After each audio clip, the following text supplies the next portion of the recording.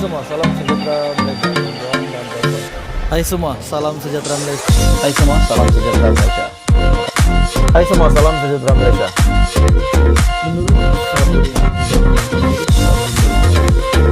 Hai semua, salam sejahtera Malaysia. Bantuan dan bapak. Hai semua, salam sejahtera Malaysia. Ini satu lagi keputusan mahkamah yang bagi saya amat mengejutkan. Dan sudah pasti keputusan mahkamah ini pasti mengejutkan ramai ahli politik di Malaysia. Dan sudah pasti ini mengejutkan ramai orang. Keputusan permohonan Najib batal sabitan kes SRC akan diadakan pada 19 Januari. Oke, baik. Sebelum saya meneruskan, saya meminta jasa baik kerjasama Anda untuk tekan butang like, share video ini, dan jangan lupa tekan butang subscribe.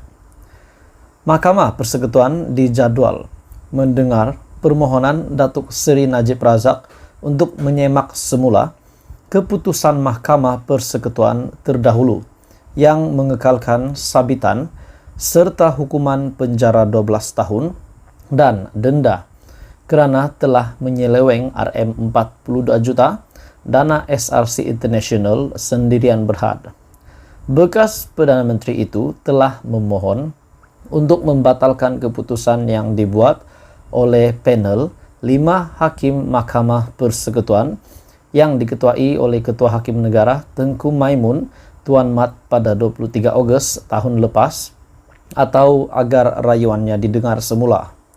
Panel terdahulu terdiri daripada Hakim Besar Sabah dan Sarawak Tan Sri Abang Iskandar Abang Hashim, sekarang Presiden Mahkamah Rayuan, serta Hakim Mahkamah Persekutuan yaitu Datuk Muhammad Zabidin Muhammad Diah, kini Hakim Besar Malaya, Datuk Nalini Padmanathan, dan Datuk Mary Lim Tiam Swan. Panel baru akan mendengar percubaan terakhir Najib melalui prosiding mahkamah untuk mengetepikan keputusan itu. Perbicaraan itu yang dijadwalkan bermula pada jam 9 pagi. Adakah ini bermakna keputusan yang dibuat oleh mahkamah ini? Adakah ini bermakna ada harapan untuk Najib Razak, bekas Perdana Menteri, untuk dibebaskan atau bagaimana?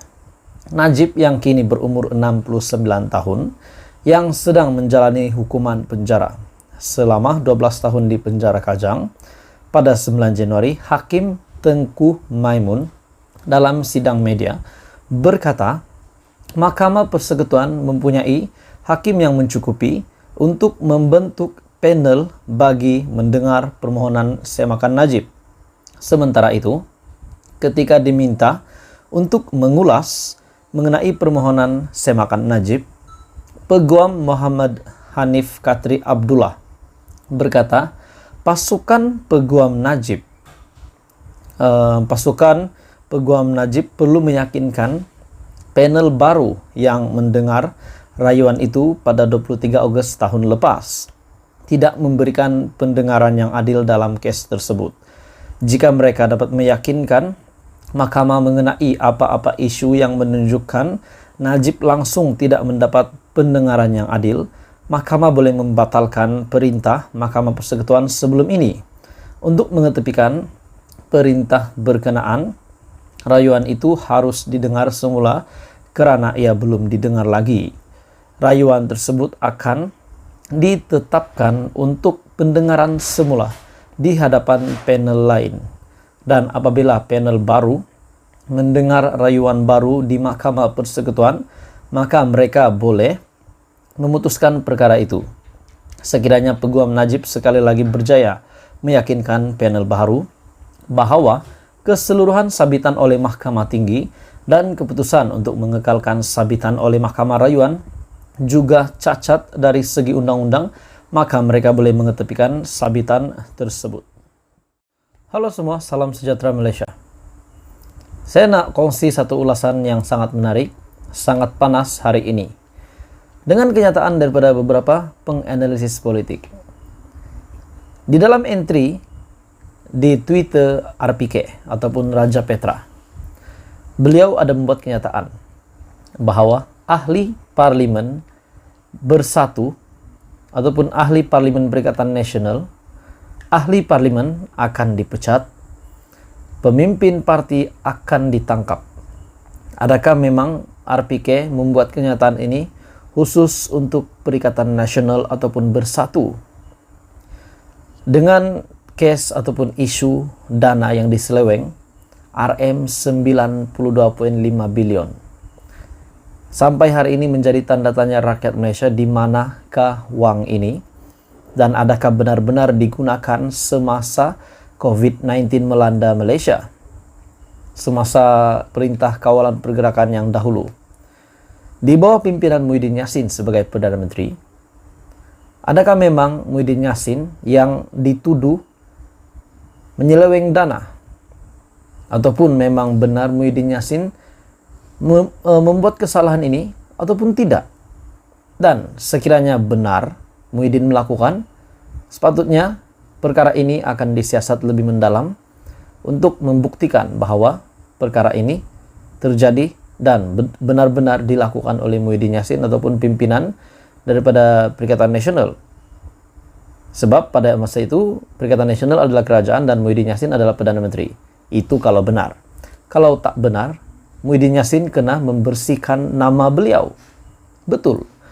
Muhyiddin Yassin bekas Perdana Menteri dan Menteri ketika Perikatan Nasional, Perdana Menteri ketika Perikatan Nasional menjadi kerajaan dahulu. Beliau kena bersihkan nama beliau lah. Disebabkan terdapat banyak tuduhan yang mengatakan bahwa isu seleweng dana. Baru-baru ini pun beliau telah ke London. Beliau telah menerima banyak tuduhan, membawa banyak duit, dan kenyataan daripada RPK, Rm 4.5 bilion masuk akaun Bersatu.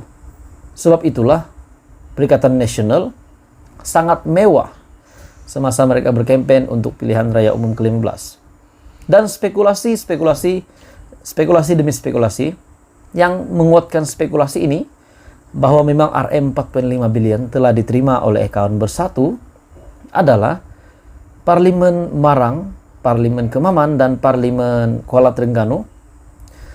Petition telah difilekan untuk membatalkan kemenangan ke semua ahli parlimen yang dimenangi, ketiga-tiga parlimen yang dimenangi oleh PAS PN. Di ketiga-tiga parlimen ini termasuk juga Presiden Hadi, Presiden PAS Tan Sri Abdul Hadi Awang. Dari mana mereka boleh dapat duit? Sebab dakwaan mereka telah merasuah setiap keluarga Rm 500 hingga Rm 1000, geng. Ini bukan jumlah yang sedikit, Rm 500 hingga Rm 1000. Penduduk di Terengganu sebanyak 1 juta orang setakat ini. Melalui statistik yang ada kajian yang saya buat, 1 juta penduduk di Terengganu. Dan kita katakan keluarga hanya 500.000 keluarga. Jangankan 500.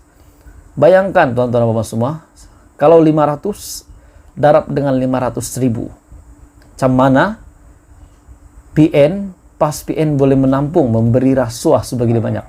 Itu kalau benar rasuah. Sebab UMNO telah memfilekan petition untuk ketiga-tiga parlimen ini. Parlimen Marang, Parlimen Kuala Terengganu, dan Parlimen Kemaman. Memfilekan petition untuk membatalkan kemenangan 3 parlimen ini yang dimenangi oleh PAS PN disebabkan mereka telah memberi uang sogokan kepada setiap isi rumah.